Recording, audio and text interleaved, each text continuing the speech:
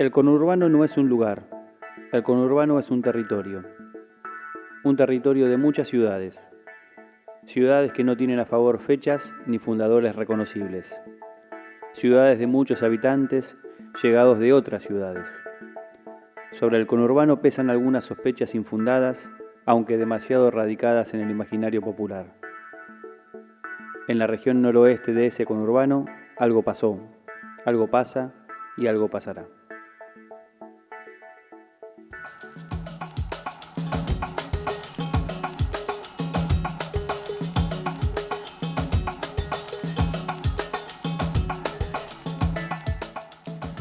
Hola, ¿cómo están? Bienvenidas y bienvenidos nuevamente aquí a Noroeste. Estamos en la Universidad Nacional de General Sarmiento, en UNITV, y seguimos con esta idea de poder entrevistar a los candidatos y a las candidatas, a los ejecutivos municipales, principalmente de Malvinas Argentinas y de San Miguel, frente a las elecciones ya próximas de octubre de 2019.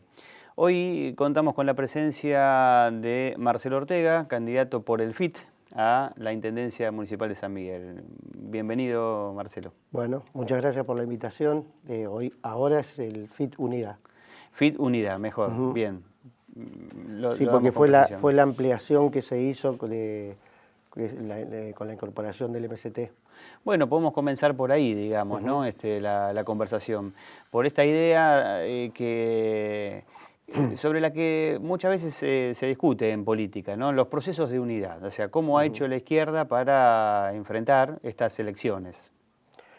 Bueno, la ampliación del frente, la conformación del FIT Unidad, tiene que ver justamente con un momento político difícil en el país, en el cual Cambiemos venía con una ofensiva sobre las condiciones de vida del movimiento de masas, es decir, una transferencia de recursos enormes hacia el sector más concentrado del capital financiero sobre todo, y eso provocó un empobrecimiento enorme de sectores cada vez más amplios, no solo ya de los sectores que estaban por fuera de la economía, sino en el propio movimiento obrero, donde cada vez iba primando más la precarización. Lamentablemente, esa ofensiva continuó su avance, sobre todo por el rol que jugaron la oposición, en este caso el peronismo, y la burocracia sindical, que fue frenando cualquier posibilidad de respuesta de parte de la clase trabajadora, de una lucha unificada para terminar con el ajuste del gobierno. Entonces, lo que empezó a primar durante más de un año, después de aquel diciembre del 2017, el gobierno queriendo implementar la reforma previsional, que finalmente lo va a lograr, pero a un costo muy alto, que salió a decir que retiraba el proyecto de reforma laboral, porque las jornadas que habían sucedido el 14 y el 18 de diciembre demostraron una fuerza enorme de parte de la clase trabajadora que enfrentó, aunque no pudo derrotar la reforma previsional, le hizo pagar un costo muy alto. Pero desde ahí en adelante, la oposición en el Parlamento y los dirigentes sindicales se van a encargar de decir que esto se resuelve en el 2019 en las elecciones. Y realmente esas condiciones la que triunfó de alguna manera, porque llevaron a que todos los trabajadores y los sectores populares buscaran en la herramienta del voto la forma de sacarse de encima el ajuste, digamos, de Macri. O sea, hay una expectativa desde ese punto de vista, hay un voto contra el ajuste. Bien. Para la izquierda, a diferencia de otras expresiones políticas, las elecciones son un momento. Hay algunas expresiones políticas que se juegan todo, digamos, en los procesos electorales. O sea, es la razón de ser, digamos, ¿no? En su ideario, en su conformación identitaria. En cambio, para la izquierda, las elecciones son apenas unos momentos, digamos, ¿no? Importantes, pero la perspectiva es distinta, digamos, ¿no? Frente a un proceso electoral. Bien lo estás diciendo respecto de situaciones de movilizaciones, otras esferas de debates, digamos, ¿no? Que buscan, de alguna manera, otra forma de entender la política. Sí, nosotros desde ya que le damos una importancia a la elección, justamente en tanto y en cuanto sirva para ayudar a desarrollar el proceso de movilización de los, porque lo que nosotros creemos es que no, que la fuerza de la clase obrera no está enchalecada de alguna manera por las propias direcciones que tienen los trabajadores en los sindicatos. Entonces, al trabajador le dicen, por ejemplo, ahora Alberto Fernández le recomienda no salgas a la calle. Uh-huh. Y nosotros ya vimos en la historia cómo cuando no se sale a la calle, cuando no se lucha, lo que avanza es justamente el neoliberalismo. Avanzaron, cuando no se ganó las calles, avanzaron las privatizaciones, etcétera, etcétera. Es decir, salir de las calles implica retroceder ante una ofensiva que es bastante brutal, donde te bajan el salario, Fíjate, yo te doy un ejemplo muy reciente. Aprobaron el aumento del mínimo vital y móvil, que es una cosa increíble, ¿no? O sea, estamos hablando del salario mínimo vital y móvil, estaba en 15.000 pesos, ¿está bien? Y le dan un aumento del 10%, se fue a 16.500 pesos, salario mínimo vital, 10%, con la inflación que está habiendo. Uh-huh. Bueno, 3 días después habilitan a que en los precios cuidados haya aumentos de hasta el 10%. Es decir, en el mismo momento que incluso te está votando algo que se le podría, no sé si le podemos llamar favorable, 10%, es una burla, digamos, pero cuando está votando esa miseria de aumento, al mismo tiempo te lo está licuando. Y hablando de salir a las calles, digamos, ¿no? Tomando en cuenta esa expresión, digamos, más gráfica, más clara, digamos, ¿no? Y poniendo en relación justamente, ¿no? Una cuestión gráfica. Venís de una experiencia como trabajador, como obrero, de una fábrica que se ha movilizado mucho, que ha salido mucho a la calle justamente, uh-huh. ¿no? Tu historia está vinculada, tu historia personal, quiero decir, laboral, y también gremial, vinculada a la ex Donnelly, ¿no? Sí. Hoy Madigraf. Hoy Madigraf, sí. Sí, en realidad no es una lucha que se haya dado a partir de lo que fue en el 2014 la huida de la multinacional norteamericana Donnelly, sino que es un fenómeno que comenzó mucho antes, que fue muy difícil, con mucha discusión y organización interna dentro de la fábrica, con la conformación de un cuerpo de delegados, el triunfo, digamos, de la conformación de una agrupación, demás, y muchas experiencias desarrolladas por muchos de esos trabajadores de la fábrica que después van a ocupar la planta, de ser parte de otros procesos de luchas, como los trabajadores de Kraft, como los trabajadores de Lear.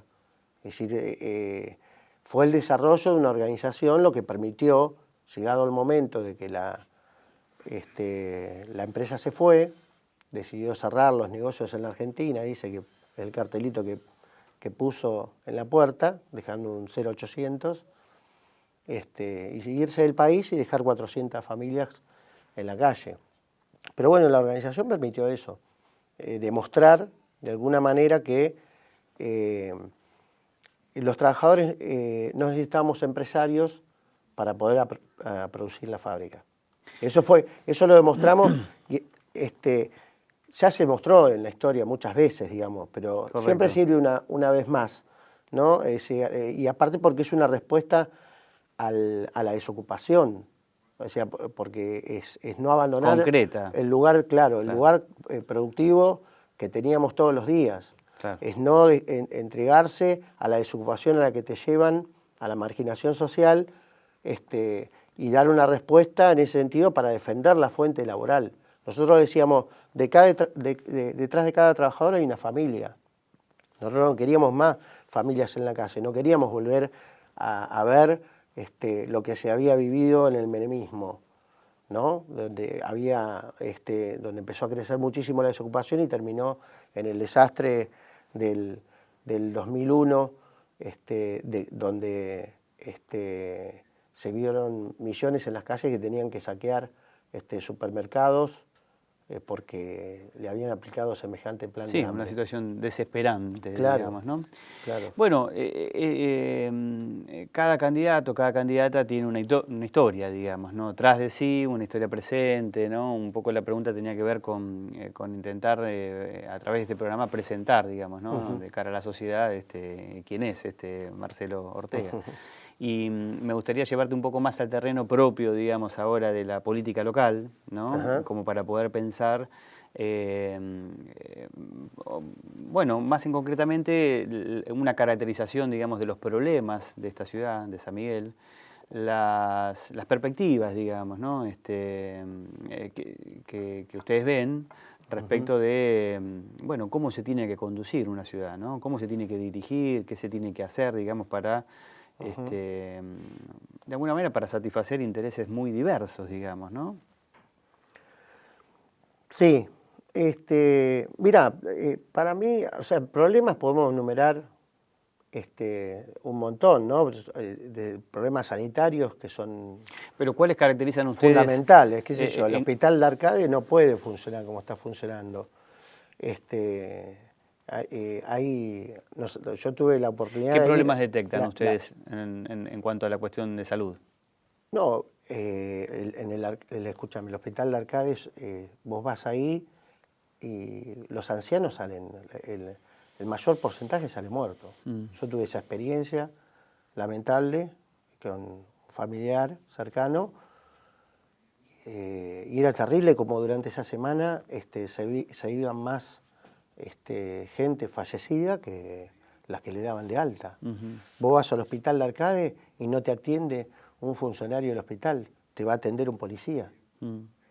O sea, está invadido de policías el hospital. No hay condiciones de instrumentales. Es notable porque... No hay abastecimiento, o sea, el personal es un esfuerzo enorme. Claro, es notable, digo, porque hospital, cuando se separaron los 3 municipios, cuando el viejo General Sarmiento, en el año 94, sí. Se divide en el actual partido de Malvinas Argentinas, en el de José Paz y en el propio de San Miguel, los municipios nuevos de José Paz y de Malvinas tienen que armar su institución. O sea, y muchos dicen que han logrado, por ejemplo, en materia de salud, avanzar muchísimo más que lo que el viejo General Sarmiento, es decir, San Miguel, cabecera del viejo distrito, que se había quedado con la mayor estructura de institucionalidad, digamos, ha podido avanzar en materia de salud, considerando además que el gobierno actual lleva 12 años de gestión, no lleva apenas un periodo, va y posiblemente largo, por un cuarto periodo, digamos, ¿no? Como lo de Capital. Sí. No, sí, eso es así, pero por eso te decía, vos encontrás falencias ahí, te vas al problema, los problemas de vivienda que hay y son enormes, gente viviendo cerca de arroyos, no hay un plan de viviendas acorde para cubrir las necesidades de la población de San Miguel. No hay un plan de salud para cubrir esas necesidades. ¿Y esto qué responde? Y es lo mismo. O sea, en ese sentido nosotros, por ejemplo, no municipalizamos mucho la campaña, porque responden a los mismos problemas. Si el objetivo es recortar gastos de parte del Estado hacia las necesidades que tiene la población, sobre todo el pueblo pobre, si el objetivo es ese, esa guita es destinada a un lugar. El primer lugar que se destina es a pagar intereses de deuda. Entonces, hablamos de déficit fiscal cero, de no tener déficit fiscal, pero eso implica, es decir, achicar gastos y el déficit va a seguir creciendo. porque está tomado sin la deuda. Y el déficit fiscal está y que se te va una partida enorme en deuda. O sea que un municipio de manera aislada no podría hacer mucho, eso es lo que vos estás diciendo. Y claro, un municipio, bueno, se pueden hacer, pero vos tenés que atacar, es lo mismo que en el país, vos tenés que atacar los intereses, por ejemplo, tenés que imponer impuestos a las grandes fortunas. No, aparte, incluso salarialmente, vos tenés el intendente cobrando, o sea, en estas condiciones, cuando en un municipio que en las escuelas se ha llevado comida gusanada, como pasó en este municipio, en el municipio de San Miguel, y tenés al intendente ganando 180.000 pesos. Claro, un despropósito con respecto a los ingresos. Entonces, los funcionarios tienen que ganar lo mismo que gana un docente. O sea, el docente también es funcionario del Estado.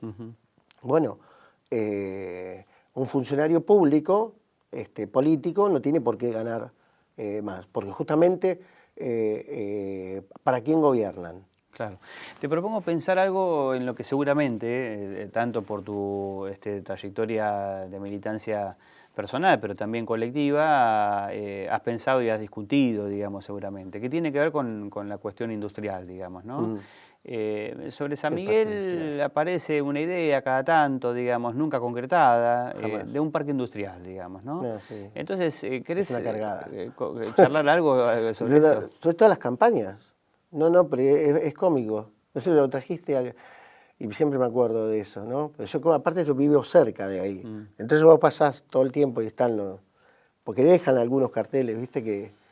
Que te dicen que acá se construirá un parque no sé industrial. qué, no sé qué números tiran. No hay nada, nunca. Pasás 100 años y pasa lo mismo. Mirás así y no hay.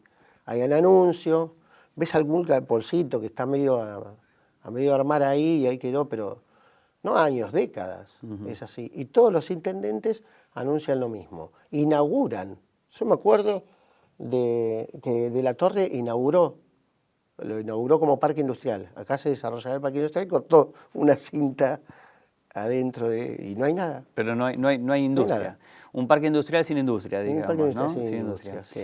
Bueno, algunos dicen que tampoco es viable la zona de San Miguel para instalar industrias, porque el crecimiento urbano, lo que se suele llamar, ¿no? O yo he escuchado que se dice la mancha urbana, se ha extendido, entonces tenemos distritos vecinos como Pilar, Escobar, digamos, ¿no? Sí. Y como las industrias manejan, procesos, digamos, que pueden afectar, digamos, a poblaciones urbanas, sí, bueno, se extiende, digamos, ¿no? Se discutirán se podría discutir de qué manera no se afectan el ecosistema, no, el medio ambiente, no. Claro, porque por otro lado... Hay mecanismos para resolver eso, el problema es que no se invierte. Claro, decían algunos... acá lluvia de inversión y no vino nunca. Claro, en todo caso, o sea, no pasamos de una garúa, digamos, claro, si es que es una garúa, digamos, no parece siquiera hacer eso. No, digo, frente a esa idea de que no sería viable por el trazado urbano, otros contrariamente dicen, no, justamente, desde el punto de vista logístico, el acceso al Camino de Bonaire, la proximidad, digamos, en la manipulación de mercancías. Sí, ya que en esas cosas, las ventajas que tiene el corredor de norte al tener la Panamericana, pero sí, es real, está el Camino de Bonaire, habría que mejorar igual las entradas esas, pero se podría. Ahora, el problema es que no hay un interés en invertir en eso. Más bien hay negocios inmobiliarios, enormes negocios inmobiliarios en San Miguel, incluso muchos vacíos, claro, que se utilizan como de explotación de alquileres y demás, con un montón de gente con falta de vivienda. Entonces hay cosas que son bastante suntuarias, que las tienen ahí y no, claro, no tienen más que una función de ganancia.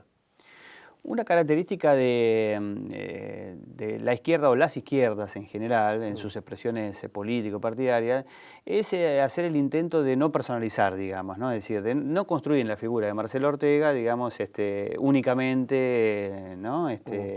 La propuesta política, ¿no? O sea, al menos eso es parte de la retórica y ciertas prácticas. Te acompañan en la lista una serie de Sí. referentes, militantes, jóvenes podríamos decir, Sí. ¿no? Bastante jóvenes, si algunos los conocemos más directamente, otros no tanto. ¿De quiénes se trata? Más que nada, la lista, toda la lista está conformada por luchadores en cada sector donde le ha tocado. Incluso, bueno, en nuestra lista también hay un compañero que es trabajador de FATE, Carlos Oroño, que además es hijo de desaparecido. Entonces, el conjunto, yo siempre les decía, es una lista de lujo, porque hay compañeras que dan peleas, como Diana en la Universidad de General Sarmiento, Daniela Luna, y que participan de los movimientos de mujeres. Hay docentes, es decir, la lista está conformada por luchadores en cada lugar que le toca. Entonces, es una lista de lujo en ese sentido, que para mí es un orgullo estar compartiendo con ellos. Incluso tenemos en San Miguel, tenemos una candidata a diputada, que es Belén Torres, que es de acá de la Universidad de General Sarmiento, que está en la presidencia del centro. Así que por eso es una lista para mí de lujo.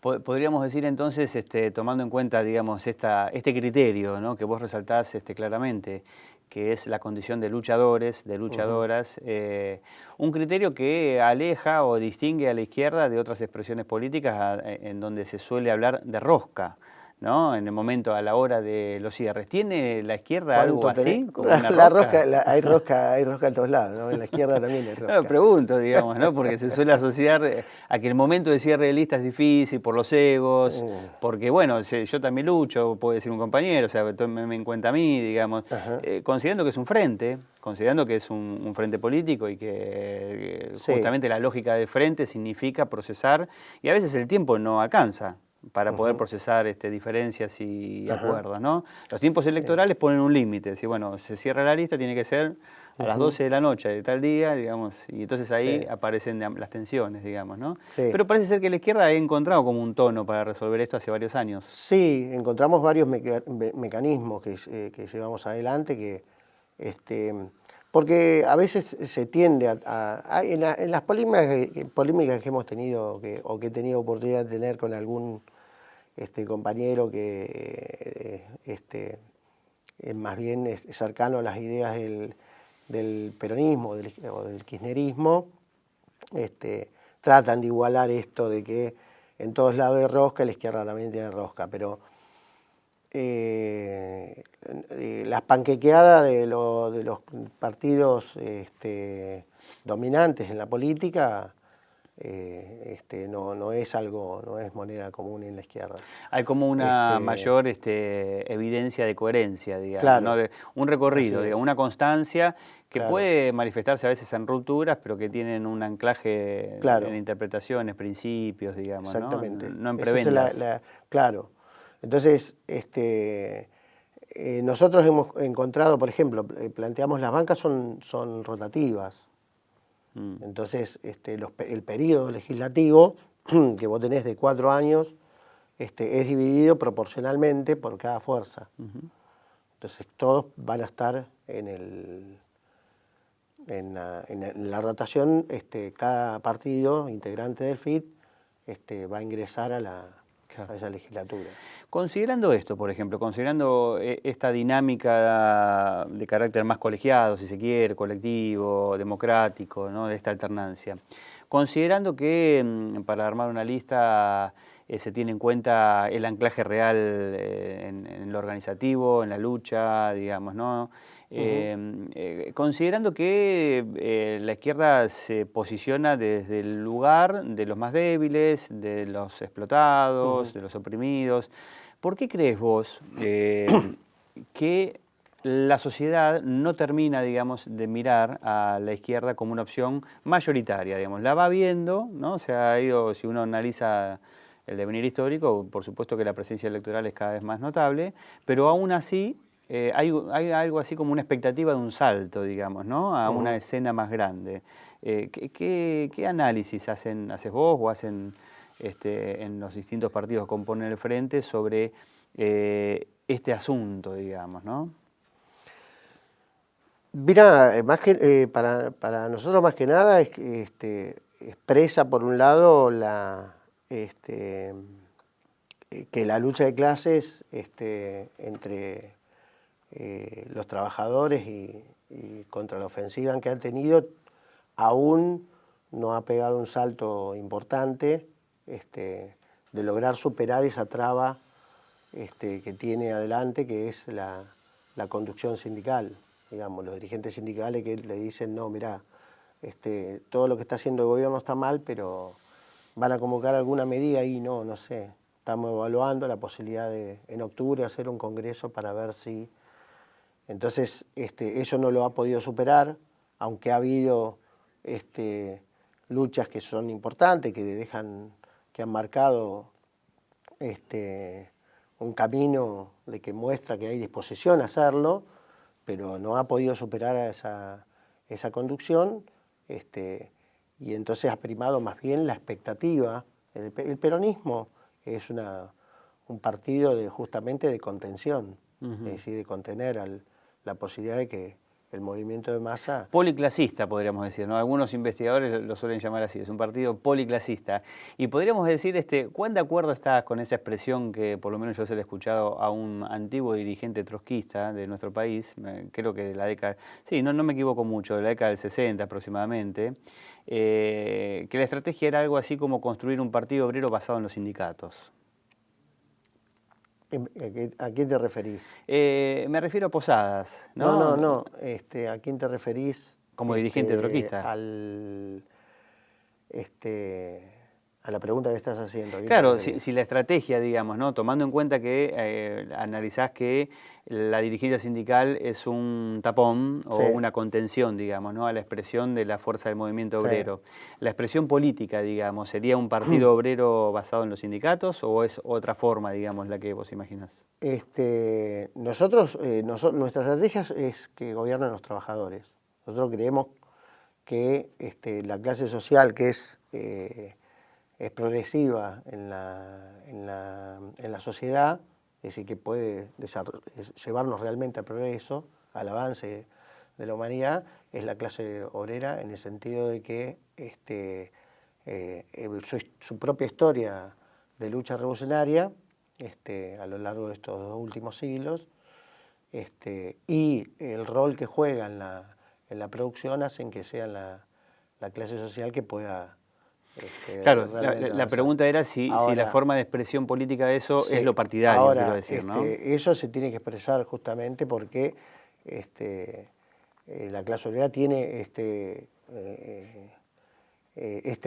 problema, ¿no? Estas trabas que son la propia clase dominante impone de alguna manera su ideología también dominante, ¿no? Para eso tiene instituciones como la Iglesia, las propias, el parlamentarismo, la educación, etcétera, la cultura, todo lo domina quien domina los medios de producción.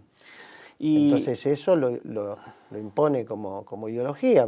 Cuando hay lucha de clase se tiende a romper, a quebrar eso. Lo que nosotros queremos es preparar un partido que actúe dentro de todas las organizaciones. Nosotros no trabajamos por fuera de las organizaciones reales que se dan los trabajadores, los sectores de masa. O sea, surgió el Ni Una Menos y nuestra agrupación, que es Pan y Rosas, trabaja dentro del movimiento y da una lucha concreta en los encuentros nacionales de mujeres y en lo cotidiano, digamos.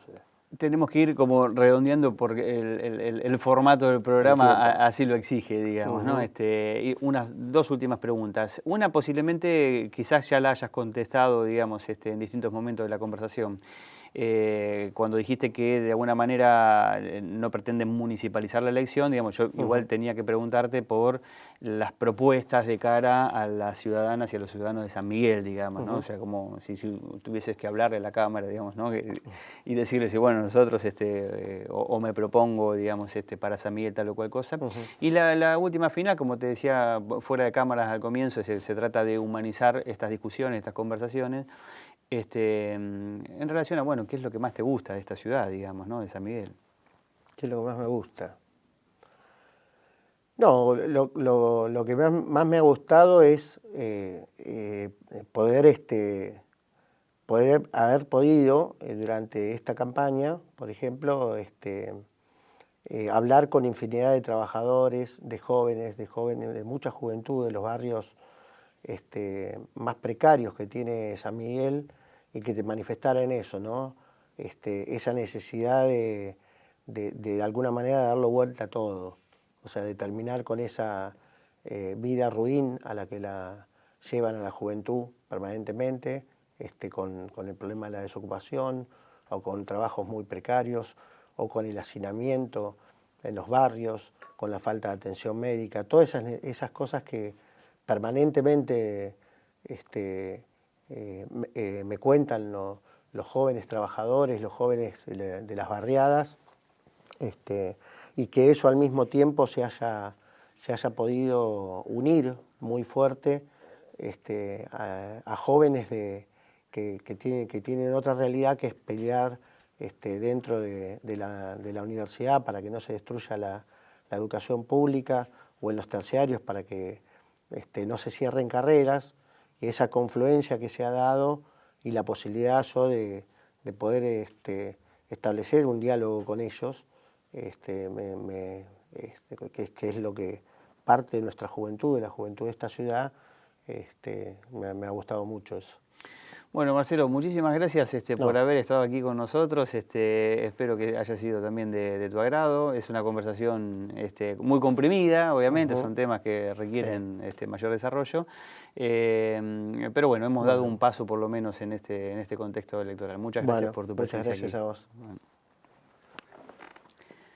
Bueno, los saludamos a Marcelo y nos despedimos hasta la próxima semana, en que nuevamente emitiremos una entrevista en este contexto electoral de octubre de 2019. Estamos en UniTV, el canal de la Universidad Nacional de General Sarmiento. Bueno.